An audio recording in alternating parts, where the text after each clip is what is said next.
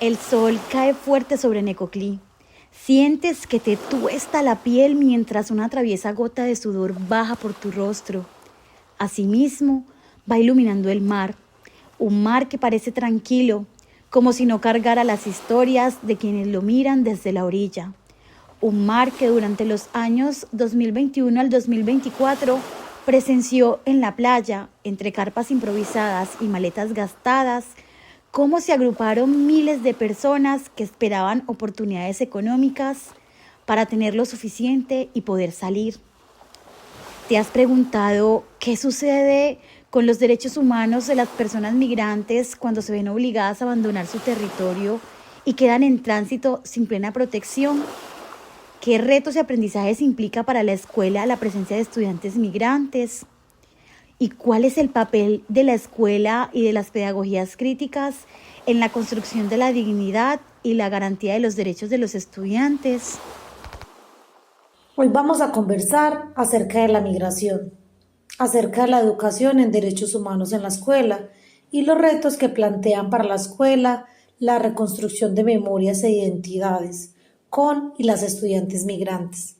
Además, este espacio pretende visibilizar el papel de las pedagogías críticas como una apuesta transformadora para educar en y para los derechos humanos. Para ello tendremos una invitada especial desde la ciudad de Bogotá, una docente que aporta con su didáctica a la reconstrucción de la memoria y las identidades de la población migrante. Somos maestrantes de la Maestría en Pedagogías Críticas de la Universidad Santo Tomás. Este podcast es realizado en el marco del curso Derechos Humanos y Pedagogías Críticas, orientado por el docente Alejandro Diosa, magíster en Educación y Problemáticas Socioeducativas. Sean todos bienvenidos. Bueno, para que comencemos, quiero empezar presentándonos. Quien les habla, Paula Andrea Bojakowskiano, licenciada en Ciencias Sociales y docente en la institución educativa Antonio Roldán Betancourt del municipio de Necoclí, Antioquia. Mi nombre es Catalina Rojas Rúa.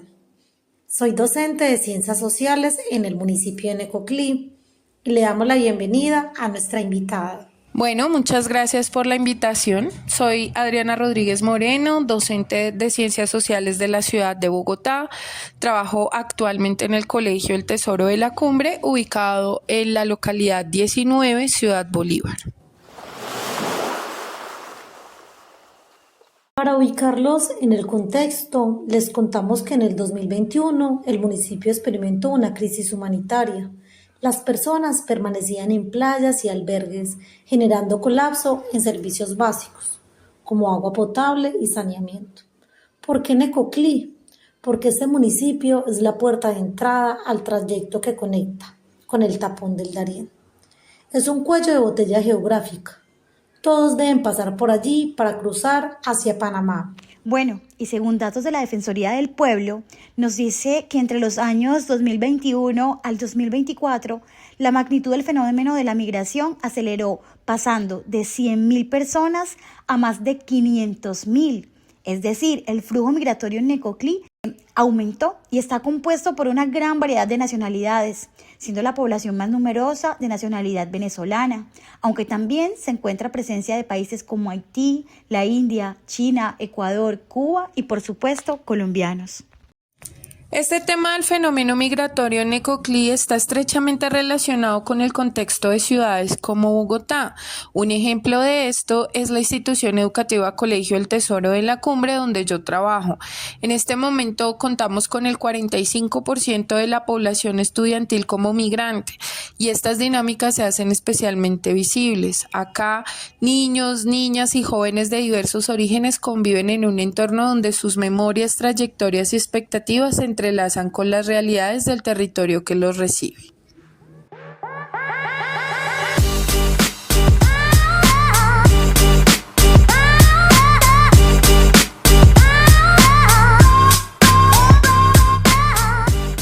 En este análisis que estamos realizando del proceso migratorio, se nos permite problematizar cómo las personas en tránsito se enfrentan a la ausencia de un Estado garante de sus derechos.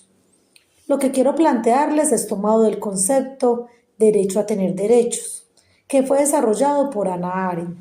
Arendt plantea que antes de cualquier derecho específico, como la educación, la salud o la libertad, existe un derecho más fundamental. Es el derecho a pertenecer a una comunidad política que reconozca y garantice tus derechos. Es decir, no basta con que los derechos existan en teoría. Bueno, Catalina, te tomo la palabra en cuanto a que la población migrante queda como en un limbo jurídico, que si lo analizamos en la práctica es como si te quedaras sin derechos. Para este caso aplicaría, por ejemplo, que Arendt en algún momento observó que muchas personas refugiadas perdían todos sus derechos cuando dejaban de pertenecer a un país. Y agradezco por traerlo a la conversación, ya que sigue siendo digamos que el derecho a tener derechos, o así lo mencionaba ella en alguno de sus libros, ser reconocido como una persona dentro de una comunidad, tener un lugar donde tus derechos sean garantizados y no quedar excluido del sistema político y social. Marco normativo que regula la migración en Colombia. Ley 2136 del 2021 establece la política integral migratoria. Ley 191 de 1995 regula las zonas de frontera. La Ley 1465 del 2011 crea el Sistema Nacional de Migraciones y articula distintos niveles del gobierno para atender el tránsito migratorio. Estas leyes evidencian el esfuerzo del Estado colombiano por organizar y responder el fenómeno migratorio. Aunque los desafíos en territorios como Necoclí y Bogotá siguen siendo muy significativos, consideramos que más allá del control migratorio, es importante resaltar que Colombia también ha adoptado compromisos internacionales que obligan a garantizar los derechos humanos de las personas migrantes, incluso en condición irregular. Ciudad Bolívar en Bogotá es uno de los territorios que más ha recibido población migrante y desplazada en las últimas décadas. Para la franja de tiempo entre el 2024 y el 2025, Bogotá registró 590.737 personas migrantes venezolanas. Esto equivale más o menos al 7,4% de la población total de la ciudad. Además de esa población, 162.500 migrantes estaban inscritos en el Sisbén y 82.255 recibieron atención social en el 2024.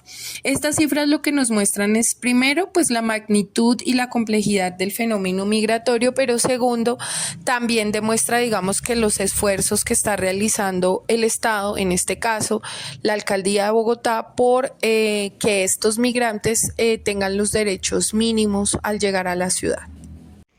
El problema no es la ausencia de normatividad, sino la falta de apropiación pedagógica de estas leyes en la vida escolar.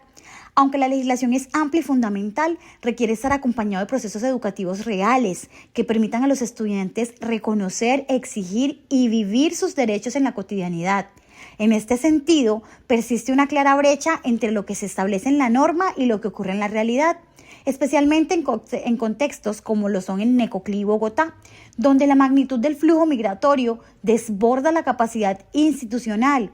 Esto evidencia que el verdadero reto no está únicamente en legislar, sino en garantizar de manera efectiva los derechos humanos en el territorio. Frente a este panorama, las pedagogías críticas se presentan como una posibilidad de transformación dentro de la escuela. Autores como Paulo Freire plantean que la educación debe ser un acto liberador, donde los estudiantes no solo reciben conocimientos, sino que reflexionan críticamente sobre su realidad y actúan para transformarla.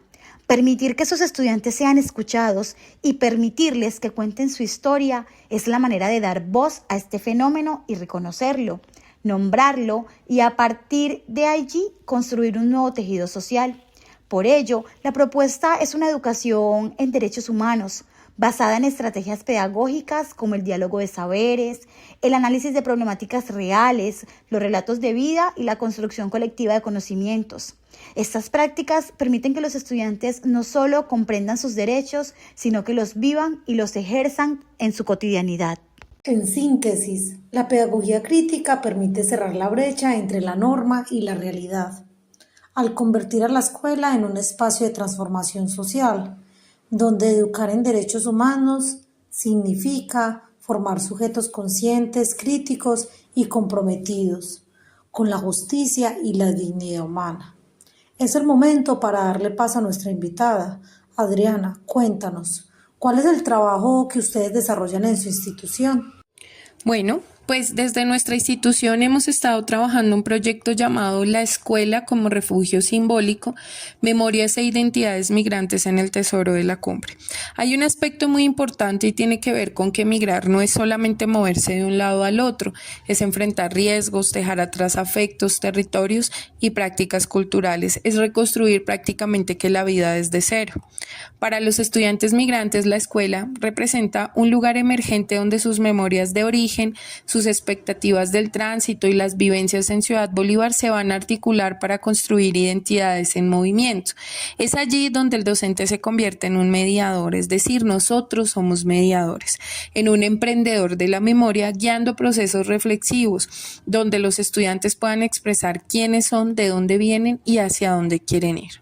Comprender la relación entre memoria, migración e identidad no solo permite reconocer la experiencia migrante, sino también fortalecer el tejido social en territorios como Ciudad Bolívar.